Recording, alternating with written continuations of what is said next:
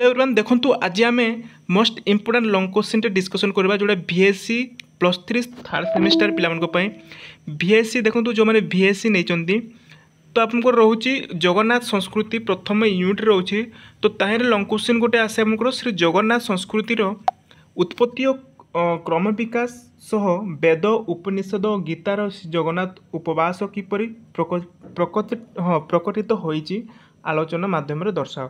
तो ये question T आपमनकर गोटे आसे लॉन्ग क्वेश्चन तो प्रथम यूनिट्र देखंतु आज आम मोस्ट इम्पोर्टाट आपंकर इंटरनल एग्जाम हो कि सेमिस्टर एग्जाम रे ये क्वेश्चन टी आमनकर आसे। तो चलतु वीडियो को डेरी नक फटाफट स्टार्ट करना ता पूर्व जब चैनल को नुआ आसाल चैनल को एवं सब्सक्राइब कर जहाँफल कि प्रत्येक दिन आम सब ये क्वेश्चन टी आम लॉन्ग क्वेश्चन नहीं आसवा। आउ देखो यार जदि आप सिलेबस जाना तेल मत कमेंट करके कहि मु टेलीग्राम रे यार सिलेबस टू आपको प्रोवाइड करदेवी आप मत कमेंट करके कहले आमको सिलेबस प्रोवाइड करदेवी टेलीग्राम डिस्क्रिप्शन अच्छे टेलीग्राम रे जॉइन हो समस्ते। तो चलतु वीडियो को फटाफट स्टार्ट करना। तो प्रथम लिखिए सृष्टिर उत्पत्ति जेपरी रहस्यच्छन्न जगन्नाथ उत्पत्ति मध्य अनुरूप भाव रहस्यवृत। तो केउ अनादि कालरू से जगन्नाथ भिन्न भिन्न रूप से पूजा पाई आसुछंती ताहार निर्दिष्ट कौन प्रमाण एपर्यंत मिले नहीं। से जगन्नाथ प्राचीन ऐतिह्य प्रतिपादन पर विभिन्न पुराण किंवदंती मानकरे अनेक तथ्य तथा उपादान रही। प्राचीन पुराण किंवदंती को छाड़देले श्री जगन्नाथ ऐतिह्यर प्राचीनतार प्रमाण पर विपुल परिमाण है विपुल परिमाण शिलालेख अभिलेख एवं ऐतिहासिक उपादान मान रही। तो यही उपादान गुड़ी को अनुशीलन कले श्री जगन्नाथ संस्कृतिर प्राचीनता संपर्क में अनेक तथ्य मिल पारे। तो चारि वेद मध्य आप जानी ऋग्वेद प्राचीनतम माने चारिटा जो वेद अच्छी से चारिटी वेद मध्य आपंकर ऋग्वेद हूँ प्राचीनतम। तो ऋग्वेदर जो वर्णना अच्छी से सिंधु तीरवासी दारु ब्रह्मा श्री जगन्नाथ विषय सूचना देखा मिलता है। तो वेद परी उपनिषद मध्य श्री जगन्नाथ स्वरूप विषय यथेष्ट प्रमाण मिले। श्वेताश्वतरे और कैवल्य उपनिषद रे दारु ब्रह्म पुरुषोत्तम स्वरूप सूचना प्रदत्त होइछे। तो नेक्स्ट परवर्ती कौन अच्छे देखा। तो श्वेता निस्सत्तर उपनिषद रे कहा जायछि आपणी पाद जवन सहित पश्यत चक्षुष शृणोत्य कर्ण।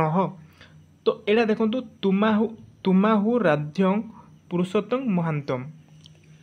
तो ये आपको जदि मन पड़ू ताले पोटेशन टे लिखे जदि मन पड़ू जदि माने मन पड़ूनी ताले तार भावार्थ लिखिदेवे है। तो ये देखंतु अर्थात तांकर हाथ नाई कि गड़ ना किंतु से चली पारती किए जगन्नाथ कथा कहुई।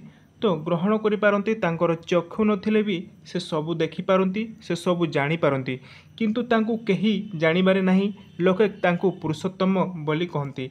कैवल्य उपनिषद रे कहा जायछि अपाणी पाद मचिन्त्य शक्ति पशाम्य चक्षुष्य गुणम्य कर्णः अहं बीजानामि विभक्त रूप न चस्ति वेदा मो चित्त सदादम। तो यार संस्कृत पोटेशन जदि मन पड़ुछि ताहले लिखिबे नहले नहीं। तो अर्थात कहुई मोर हस्त नाई कि पाद नाही मोर शक्ति कल्पनानीत चक्षु न थाई मध्य मु सबू देखिपारे। ये जगन्नाथ श्री जगन्नाथ कथा कहुई। ओ कर्ण न थाई मध्य मु सबू कौन शुणिपारे मु सर्वज्ञ एवं एक रूप मते केही जानी पारंती नहीं मु शुद्ध चैतन्य स्वरूप। उपरोक्त उपनिषद वाक्य संबहरे पुरुषोत्तम शक्ति संस्कृति और चेतनार अभिव्यक्ति स्पष्ट जनापड़े। उपरोक्त आलोचनारू ପ୍ରତିପାଦିତ ହୁଏ ଯେ ଗୀତରେ ପୁରୁଷୋତ୍ତମ ତତ୍ତ୍ୱର ବ୍ୟାଖ୍ୟା ପ୍ରଚାରିତ ଓ ପ୍ରସାରିତ ହେଲା ବେଳକୁ ଏହି ତତ୍ତ୍ୱର ସଂକେତ ରୂପେ ପୁରୁଷୋତ୍ତମ ଉପାସନା ପ୍ରତିଷ୍ଠିତ ହୋଇସାରିଥିଲା। ତ ପରବର୍ତ୍ତୀ ପଏଣ୍ଟ ଦେଖନ୍ତୁ, এই ପୁରୁଷୋତ୍ତମ ହେଉଛନ୍ତି ପୁରୀର ଶ୍ରୀ ଜଗନ୍ନାଥ ପୁରୁଷୋତ୍ତମ। ବାଲ୍ମୀକିଙ୍କ ରଚିତ ସଂସ୍କୃତ ରାମାୟଣରେ ସେ ଜଗନ୍ନାଥଙ୍କ ବର୍ଣ୍ଣନା ଦେଖିବାକୁ ମିଳିଥାଏ। ତ ବିଷ୍ଣୁ ପୁରାଣରେ ମୋକ୍ଷଦାୟକ ପୁନର୍ଜନ୍ମ ଓ ନାଶକ ଜଗତ ପାବନ ଓ ଜନାର୍ଦ୍ଦନ ବିଷ୍ଣୁଙ୍କୁ ଜଗନ୍ନାଥ ବୋଲି କୁହାଯାଏ। ସେ ଜଗନ୍ନାଥ କୃଷ୍ଣ ହେଉଛନ୍ତି ପରମେଶ୍ୱର ପୁରୁଷୋତ୍ତମ ନାରାୟଣ, ଯେ ଜଗନ୍ନାଥ ମଧ୍ୟ ସିଏ। ତ ଲକ୍ଷ୍ମୀ ହେଉଛନ୍ତି ତାଙ୍କର ଶକ୍ତି, ବରୁଣ ଯମ, ପ୍ରମୁଖ ଦେବତାଗଣ ହେଉଛନ୍ତି ତାଙ୍କର ସଭା। ସପ୍ତମ ଶତାବ୍ଦୀ ବେଳକୁ ସେ ଜଗନ୍ନାଥଙ୍କର ନାମ ଶବରୀ ନାରାୟଣ ବା ନୀଳ ମାଧବ ଚାରିବର୍ତ୍ତେ ପୁରୁଷୋତ୍ତମ ଓ ଜଗନ୍ନାଥ ହୋଇଥିବାର କେତେକ ଐତିହାସିକ ପ୍ରମାଣ ରହିଛି। ଦକ୍ଷିଣ ପୂର୍ବ ବଙ୍ଗଳାର ସମତଜର ନାମ୍ନୀ ଜଣେ ଶାସକଙ୍କର ତାମ୍ର ଶାସନରେ ପୁରୁଷୋତ୍ତମ ଜଗନ୍ନାଥଙ୍କ ସମ୍ପର୍କରେ ଉଲ୍ଲେଖ ରହିଛି। ତ ଅଷ୍ଟମ ଶତାବ୍ଦୀର ଶେଷ ପାଦରେ ଆଜି ଶଙ୍କରାଚାର୍ଯ୍ୟ ପୁରୁଷୋତ୍ତମ କ୍ଷେତ୍ର ପରିଦର୍ଶନ ନ କରିଥିଲେ ତାଙ୍କର ଆଗମନ କାଳ ପର୍ଯ୍ୟନ୍ତ ଜଗନ୍ନାଥଙ୍କ ପୀଠରେ ବୌଦ୍ଧ ଧର୍ମର ପ୍ରାଧାନ୍ୟ ଅବ୍ୟାହତ ରହିଥିଲା। ତ ସେ ପୁରୁଷୋତ୍ତମ କ୍ଷେତ୍ରରେ ବ୍ରାହ୍ମଣ୍ୟ ଧର୍ମର ପୁନଃ ପ୍ରତିଷ୍ଠା କରି ଜଗନ୍ନାଥ ଓ ଶ୍ରୀମଦ୍ ଭାଗବତ ଗୀତାର ପୁରୁଷୋତ୍ତମଙ୍କ ମଧ୍ୟରେ ଅଭେଦ୍ୟତ୍ୱ ପ୍ରତିପାଦନ କରିଥିଲେ। ଶଙ୍କରାଚାର୍ଯ୍ୟ ବିଷ୍ଣୁ ସହସ୍ର ନାମ ଭାଷ୍ୟ ଗ୍ରନ୍ଥରେ ବିଷ୍ଣୁଙ୍କର ସହସ୍ର ମଧ୍ୟରେ ପୁରୁଷୋତ୍ତମ ଜଗନ୍ନାଥଙ୍କର ନାମ ଉଲ୍ଲେଖ ରହିଛି। ତ ନେକ୍ସଟ ପରବର୍ତ୍ତୀ କ'ଣ ଅଛି ଦେଖିବା। ତ ପରବର୍ତ୍ତୀ ପଏଣ୍ଟ ହେଉଛି, ଏହାଦ୍ୱାରା ଜଗନ୍ନାଥଙ୍କର ବିଷ୍ଣୁତ୍ୱ ଓ ପୁରୁଷୋତ୍ତମତ୍ୱ ପ୍ରତିପାଦିତ ହୋଇଛି। ପଣ୍ଡିତ ସୂର୍ଯ୍ୟନାରାୟଣ ଦାସ ଏ ସମ୍ପର୍କରେ ନିଜର ମତ ପ୍ରଦାନ କରିଛନ୍ତି। ଶଙ୍କରାଚାର୍ଯ୍ୟ ସମୟରେ ପୁରୀ ପୁରୁଷୋତ୍ତମ କ୍ଷେତ୍ର ଜଗନ୍ନାଥ କ୍ଷେତ୍ର ଓ ଶ୍ରୀକ୍ଷେତ୍ର ନାମରେ ପରିଚିତ ହେଲା। ବୁଝିପାରିଲେ।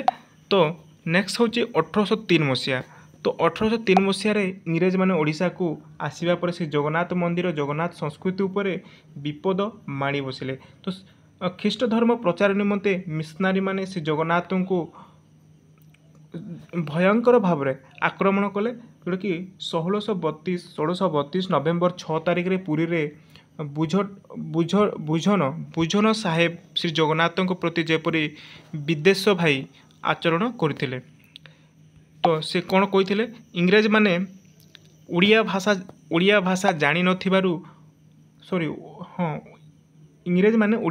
ଜାଣିନଥିବାରୁ ଓଡ଼ିଆ ଭାଷାକୁ ବିକୃତ କରି ଭାଷଣ କହୁଥିଲେ। ତ ଏ ବାଇମାନେ ଏଇଟା ସେ ତାଙ୍କ ଭାଷାରେ କୁହାଯାଇଛି, ଏ ବାଇମାନେ ତୁମମାନଙ୍କ ଜଗନ୍ନାଥ କାଷ୍ଟ ଅଛି, ମାନେ କାଠର ଜଗନ୍ନାଥ, ତୁମ ଜଗନ୍ନାଥ କାଠରେ ତିଆରି ଜଗନ୍ନାଥ ବୋଲି ସେମାନେ କହୁଛନ୍ତି।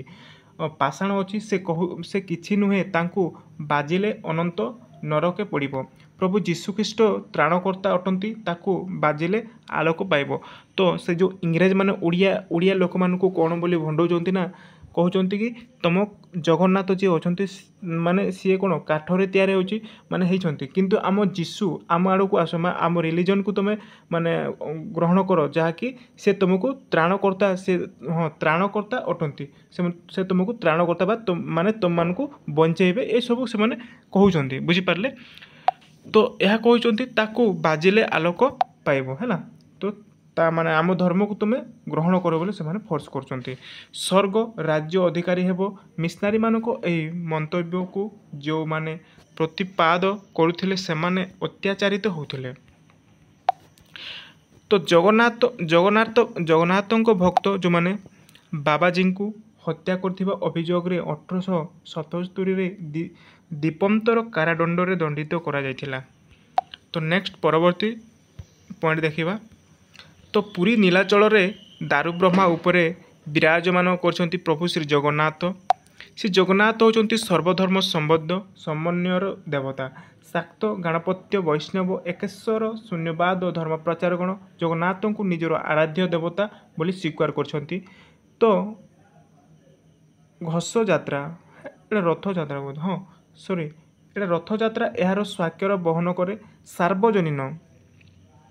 सार्वजनीन प्रेम एकात्मक बोध भावधारा दृष्टि रथयात्रार स्थान अत्यंत गुरुत्वपूर्ण। तो श्री पुरुषोत्तम लीलास्थली मत्य वैकुंठ श्रीक्षेत्र में भेदभाव जाति धर्म प्रथा प्रचलित हुए नहीं। साम्य मैत्री प्रीति और शांतिर भित्तिभूमि उपरे प्रतिष्ठित श्रीक्षेत्र में भेदभाव जाति धर्म वर्ण निर्विशेष समस्ते समान। तो देखो ये आपर प्रथम यूनिट गोटे लंग क्वेश्चन ए क्वेश्चन टी ग्यारंटी आपर पड़े जोटा कि इंटरनल एग्जाम हो कि semester exam A question T preparation करूँ जहाँफल कि श्री जगन्नाथ विषय कहुई माने जगन्नाथ किपरि उत्पत्ति केमिति है क्रम विकास कौन यही माने क्वेश्चन टी आपर बहुत हेल्पफुल हो पार बुझीपारे। तो आशा करछि आपको वीडियो भल लगी जदि वीडियो भल लगुच वीडियो को लाइक करेंगे और चैनल को जो नुआ चैनल को सब्सक्राइब करके जी आउ कमेंट करी कहे आग को माने सेकेंड यूनिट मुझे आनबी ताहले मते कमेंट करके कहे। तो ये वीडियो को रखुची धन्यवाद।